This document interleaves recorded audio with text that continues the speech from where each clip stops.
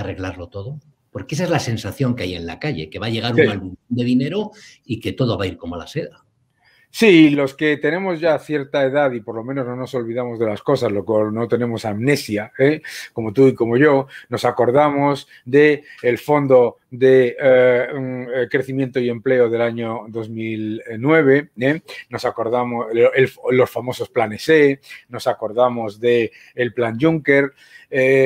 A los ciudadanos se les vende esta zanahoria enfrente de ellos constantemente, y los fondos europeos, los fondos europeos van a tener un impacto sobre las empresas que reciban esos fondos y para llevar a cabo proyectos de digitalización, etcétera, pero no solucionan los problemas estructurales que ya existían en el año 2019. Ninguno de esos fondos está en su espíritu ni en lo que busca la Comisión Europea solucionar problemas ni fiscales ni macroeconómicos estructurales de la economía ni de España ni de ningún otro país, ¿no? Por lo tanto, no podemos pensar que esto va a ser la panacea, ¿no? España no va a pasar a ser Silicon Valley porque vengan fondos europeos, porque entre otras cosas hemos tenido el equivalente a esos fondos europeos y más con el plan Juncker y no ocurrió.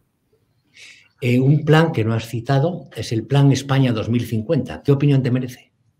Bueno, lo del Plan de España 2050 es, sobre todo, es un engaño en cuanto a la premisa, ¿de acuerdo? A nosotros nos presentan un documento firmado por un grupo de personas de mucho prestigio, algunos de ellos, en el que el gobierno, desde Moncloa, elige de aquello que esos expertos han escrito lo que le interesa, que nos van a hacer trabajar muchísimos más años, no tener casa, no tener nada, no comer carne, etcétera, etcétera. Me da la impresión, por lo que he leído escrito por ti en los últimos días, que tampoco tienes una opinión como muy optimista sobre el nuevo recibo de la luz. Bueno, no es que la tenga muy optimista. Yo creo que cualquier persona que pague la luz está enfadadísima, ¿no? Y está enfadadísima por dos cosas. La primera es porque desde un dirigismo, volvemos a hablar, ideológico, se ha cambiado la estructura de la tarifa y los tramos de consumo de la tarifa para hacerte pagar mucho más a los que tienen un pequeño negocio, los que tienen un trabajo que no les permite cargar su Tesla eléctrico en el garaje a las 12 de la noche, etcétera, ¿no? Lo primero son los tramos, es una vergüenza. Esos tramos no se tenían que haber puesto. Fíjate si es una vergüenza y la reacción que habrá tenido el gobierno de la propia izquierda, que Podemos rápidamente, como si ellos no lo hubieran firmado, ya están diciendo que hay que cambiar los tramos, ¿no? Y luego está la propia subida de la luz. O sea, la subida de la luz se da porque se ha disparado el coste del CO2.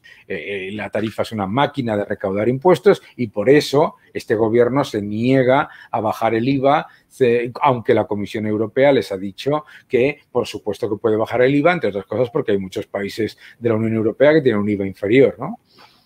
Bueno, yo no soy muy aficionado a esas actividades, pero dicen que si planchas de noche, sí, ahorras dinero, pagas mucho menos. Es que no es cierto. Es que además es falso.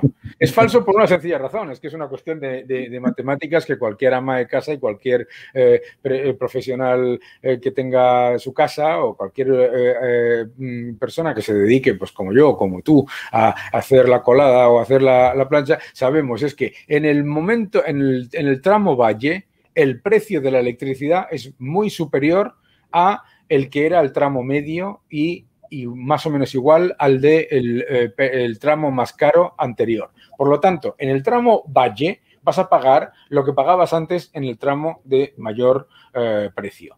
Y por lo tanto, aunque caigas en el engaño de irte a planchar y a lavar a las 12 de la noche, vas a pagar mucho más. 18 millones de consumidores más o menos, van a pagar alrededor de un 29% más de luz. Pero tú te acuerdas, porque tú y yo lo hemos vivido, ¿tú te acuerdas de cuando decían, le echaban la culpa de la subida de la tarifa a las personas que se secaban el pelo con secador? ¿Tú te acuerdas? De estas cosas las hemos vivido en el pasado. Lo que se está haciendo el gobierno es intentar trasladar la culpa de la subida de la luz al consumidor. Por lo tanto, es que es un engaño, es lo típico. Este gobierno vino en coalición con la promesa de que iba a bajar la luz. Acuérdate, ¿no? Con un gobierno socialista va a bajar la luz, decía Pedro Sánchez, ¿no? Podemos va a bajar la luz. ¿Qué habría que hacer entonces para que nos saliera mucho más barato el recibo de la luz a todos los españoles? Bueno, la tarifa, como nosotros la tenemos ahora, tiene alrededor de un 60% de impuestos y de costes regulados que no tienen nada que ver con el consumo y con la generación, ¿no? Entonces, lo primero que hay que hacer es sacar de la tarifa a los presupuestos generales algunos de esos costes. ¿Cuál es el problema de la propuesta? El problema de la propuesta que está haciendo con la tarifa es que te van a subir el precio de la gasolina y del gasóleo y también el de la luz.